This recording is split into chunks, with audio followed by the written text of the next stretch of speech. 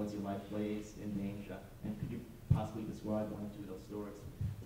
Yeah, I mean, everyone out there almost got killed, you know, including me and Tim, and all the soldiers. I mean, there were guys walking around with bullet holes in their uniforms from bullets that had, you know, gone through the fabric but not touched them. I was leaning against some sandbags one morning, sort of hot, lazy morning, nothing much was going on, and I was sprayed in the face with some sand. You have to understand something about bullets.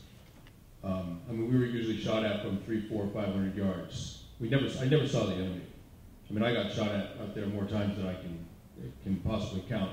We never once saw the enemy. It's one of the reasons you don't see the Taliban in the movie, by the way, because we never saw them. But bullets shot at that distance, they go much faster than the sound of the gunfire.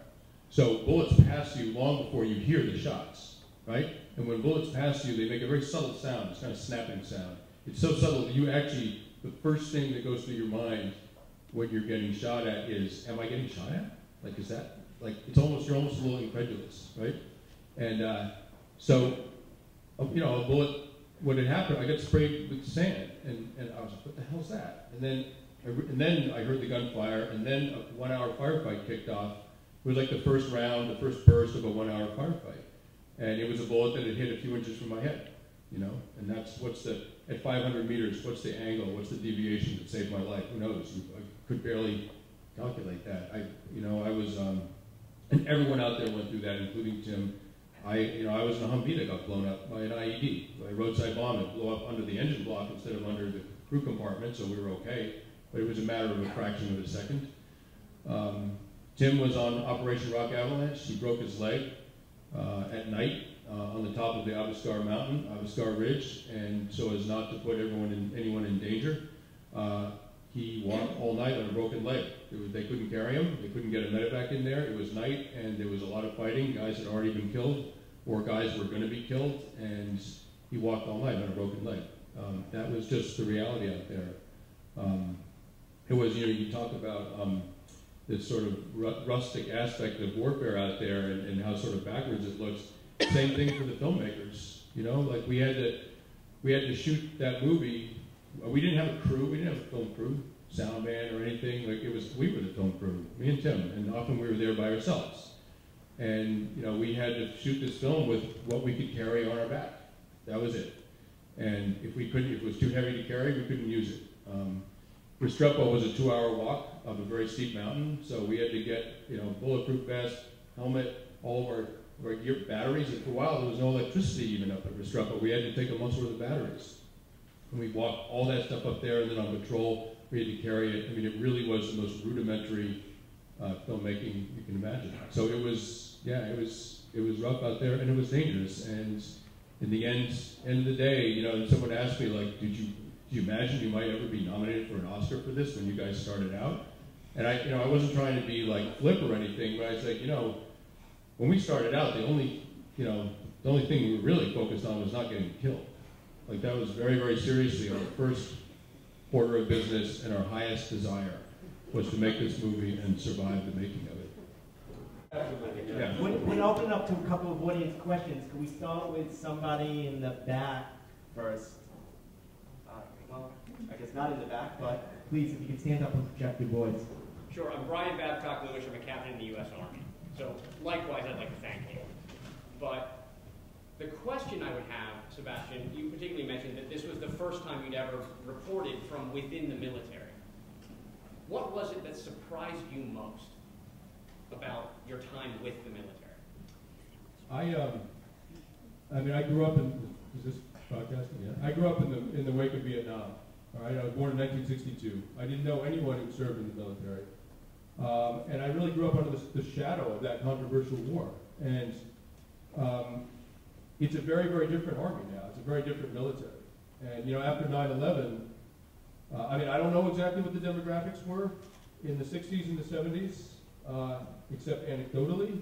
But after 9/11, you had guys who worked at hedge funds, you know, giving up their jobs and joining the military. You had guys quitting Yale and joining, you know, you had construction workers join. I mean, you had everybody. Now, it became everyone's war, right? Because we got attacked and 3,000 people died on 9/11. And so what surprised me most I mean, I condensed my story a little bit. I was actually with Battle Company 173rd Airborne in Salvo Province in '05. I was so impressed by them, my first experience with the U.S. military, I decided I'll go back, and if they go back, I'll go back, and I'll follow one platoon. So that's the big story. But what was I most surprised by? I mean, they were so professional. They were so dedicated. They were working so hard. I mean, those guys on multiple day patrols, movements on foot, they're carrying 150, 160 pounds. Imagine that each of those guys was carrying another guy on his back, basically. And we walked, we did a 10-kilometer movement at night over a 10,000-foot pass. It was 10 degrees. And they all had 160 pounds on their back. And we just gotten shot at, attacked the day before. We fully expected to get attacked the next morning.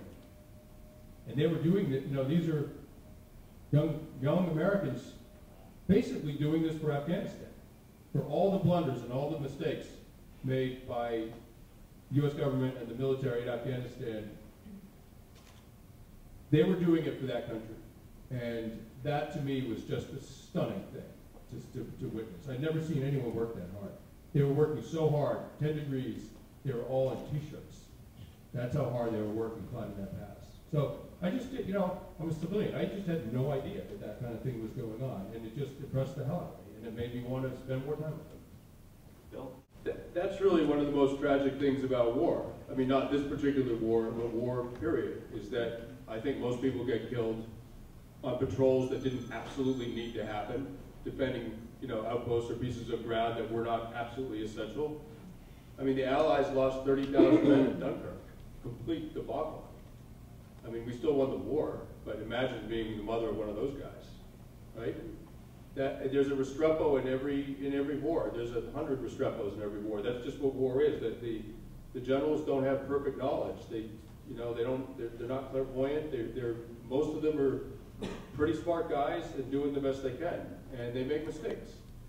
And even when they don't make mistakes, war's a dynamic system. You're making decisions, and the enemy's making decisions based on your decisions, and then you make decisions, and suddenly you're fighting 3 valleys over, and the valley that cost 50 men doesn't matter anymore. Like that's what war is. And it is nihilistic. You're right. That is the ultimate nihilism. And the way that soldiers deal with it, one of the ways they deal with it, with the fact that death in combat is almost completely random. I mean, that bullet that hit next to me could have killed me. It didn't kill me, but it's not because I'm a good person or because I knew where to stand.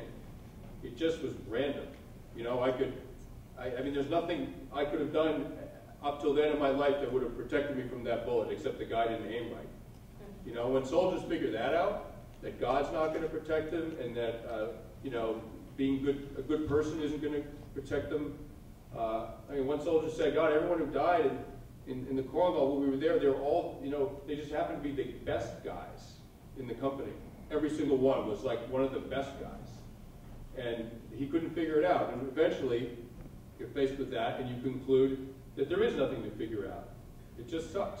It's just random and awful. And, at that point, they retreat into a kind of, they protect themselves psychologically, and they laugh at other people when they kill the enemy. They laugh about it. That's one way they protect themselves. They try not to cry when their own friends get killed because they don't want to seem like that it matters. I mean, they're 19 and they're using every psychological trick they can think of to survive psychologically for 15 months out there. That was, again, one of the things we wanted to show in the movie, so that when these guys come home and you meet one of them, you'll understand it a little bit.